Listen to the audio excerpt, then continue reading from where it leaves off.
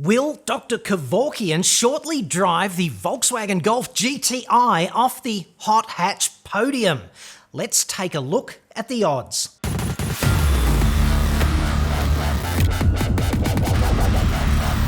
I'm John Cadogan from AutoExpert.com.au, the place where Aussie new car buyers save thousands off their next new cars. Hit me up on the website for that. Big announcement from Hyundai in Australia yesterday. Pricing and spec is in on the i30N hot hatch. Let's take a look at that now, and then we'll look at whether or not the i30N can upend the Golf GTI. Here's what you need to know. The i30N will be $39,990 plus on-road costs, and they're only bringing it in with what Hyundai calls the performance package in other markets. That's the direct-injected 2-litre turbo engine with 202 kilowatts and 378 newton metres with overboost. So basically, this version for Oz has all the conceivable hot bits, the post-Apex grip monstering E-diff that the reviewers are already gushing over, the electronically controlled suspension, the launch control, computer-controlled rev matching for the seamless downshifts without heel and toe gear shifting, and it's got N mode, which invokes everything you care about in a performance driving sense at the tap of a button.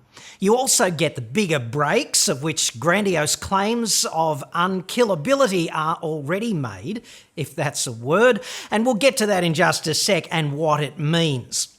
These invincible brake claims, they're being made by the former big cheese of BMW's M division, who moved kind of one letter along the alphabet in 2014 to run Hyundai's fledgling N Performance show. So that's a mitigating factor on the crackpot claim index, I'd suggest. He's a guy with extreme cred.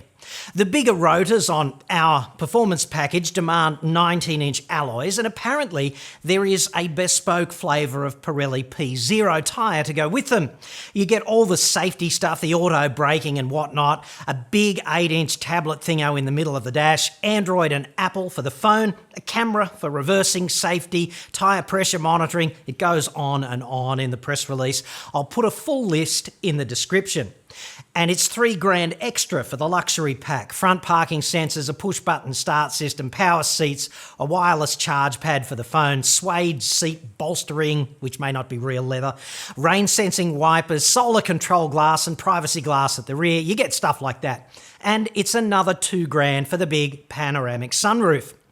And if you're wondering what all this pricing and spec actually means, here's the context. An i30N in Australia is going to be $2,000 cheaper than a Volkswagen Golf GTI 5-door manual. But you get 20% more power, and basically it's going to monster the GTI above 4,500 revs. That's just a fact if you know how to interpret engine performance data. The i30N is due for imminent launch in Australia, and the big question is it really going to be the Golf GTI killer? So let's look at that on the balance of probabilities minus the emotion.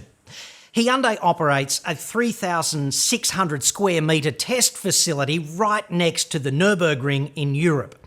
And apparently, if you're an i30N test mule at that joint, you live a short but fairly interesting life. Hyundai Europe claims that the test mules do 450-ish laps of the Nürburgring in development, which they say is equivalent to about 180,000 kilometres of ordinary driving. About 20 for 1 in terms of accelerated life testing. I guess I can believe that.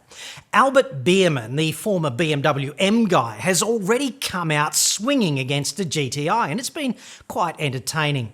At the Detroit Auto Show, he said of the GTI, quote, "It's a great car, but after 2 laps, the fun is over." This is, of course, the best way to heap shit on anything. You start by damning it with faint praise, and then you stick a knife in its guts. But I'd suggest, as an aficionado of sorts in this shit-slinging domain, if you want to be a true maestro of the verbal takedown, you should then miss no opportunity to drop punt your opponent's testes when he is writhing on the floor. So, when asked by the press as a follow-up to specify what aspects of the GTI's performance would degrade to this non-fun level after 2 laps, Mr. Biermann simply replied, "Everything."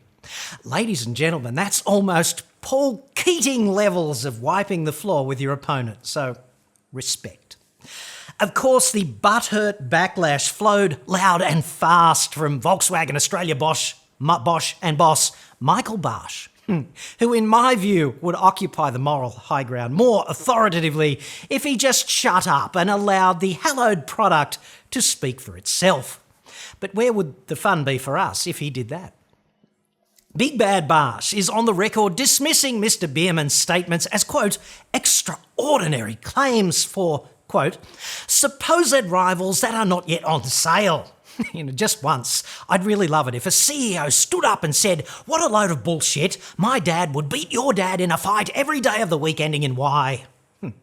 I'd really like that. Anyway, the contenders are in the ring, the seconds are out, and the bell will soon sound on this. The power issue is already resolved. i30N is going to hammer a standard GTI in a straight line.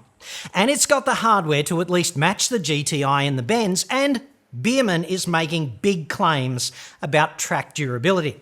Specifically, he says you should be able to take your i30N to a track and go really, really fast and not crash, which is the objective of racing, let's face it, and then drive home, all without having to fit new brakes or rubber. The fight is going to come down to this: 4-year development lead time with the former boss of the M division at the helm, and 10,000 kilometres of R&D on the Nürburgring versus eons of Golf GTI heritage. It also comes down to whether Biermann is that notable flavour of German, a kind of nut who flies off the reservation, making entertaining statements that are substantially disconnected from reality. Alternatively, maybe his media grabs are in fact carefully considered and strategically deployed statements, not just cool verbal takedowns, but a media primer for an upcoming GTI ambush. I'm tipping you don't get to run the M division without being a strategic political operator. The other aspect to consider here is, of course, performance on one hand and how it feels on the other. The lapsed engineer in me says that any muppet can put together a powertrain with suspension and rubber and big brakes and deliver the target levels of performance. This time from 0 to 100, 6.1 seconds in this case, this much lateral G, that distance stopping from 160 to 0, whatever. That's comparatively easy to do. But what's hard is making it feel really good. In this class of car, to field a winner, everything has to feel better than bad sex. And bad sex is pretty good. Except, of course, if you're a chick or in prison. How the i30N feels on Australian roads and racetracks will be just as important as what it does against the stopwatch, I'd suggest. And it's bloody hard to make a car feel awesomely good in both places. Plenty of cars that feel awesome on the road just fail to achieve that bad sex or better benchmark on a track. So in my mind, that's the real battle here. The subjective experience of driving the i30N is the place where Hyundai will lose the battle against the GTI, if in fact they lose it. Say whatever you want about the Volkswagen Group and its practices, and I'm hardly a fan there, but the Golf GTI has been around a very long time and they feel pretty good to drive, you've got to admit it.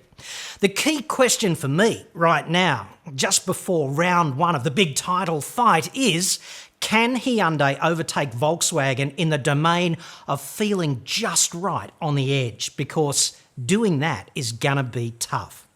We'll know definitively in just a few weeks. The i30N price and spec are compelling propositions. That's not unexpected from Hyundai. I'll keep you updated. Subscribe right now. And this better than bad sex feeling you're having will continue indefinitely, specifically if you hit that bell upload button thingy for notifications. You know you want to do this. I'm John Cadogan. Thanks for watching.